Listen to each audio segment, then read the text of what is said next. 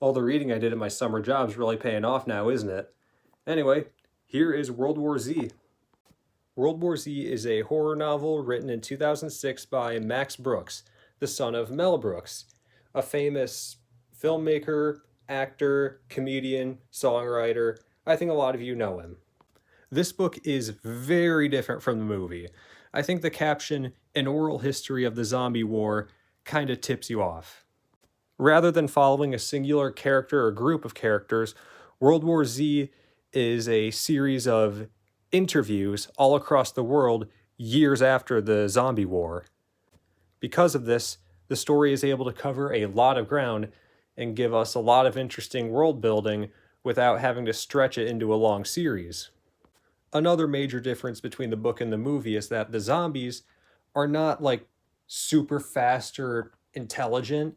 They're slow, kind of mindless shamblers that can only be killed by shooting them in the head or destroying their head in some fashion. And they actually managed to make that scary. Despite being a horror novel, it's not full throttle on the horror. Sometimes you will have very tense, action packed scenes. Other times it'll just be a survivor talking about how they've adapted and are going about their day to day lives during the apocalypse.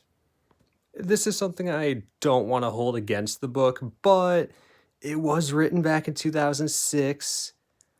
Some parts of like the geopolitical aspect have not aged well in recent years.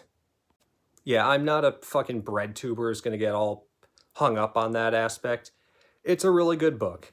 Now, I can't find much that I thought was wrong with it, but I don't feel like it deserves a 10. So you know what? I'll give it a solid 8. I think it's a very enjoyable read. If you're looking for something unique, it does tell the story in a very unique way. I haven't seen a lot of books that tell a story the way this one does. Or if you're craving some zombie media again, you want to feel like it's the early 2000s.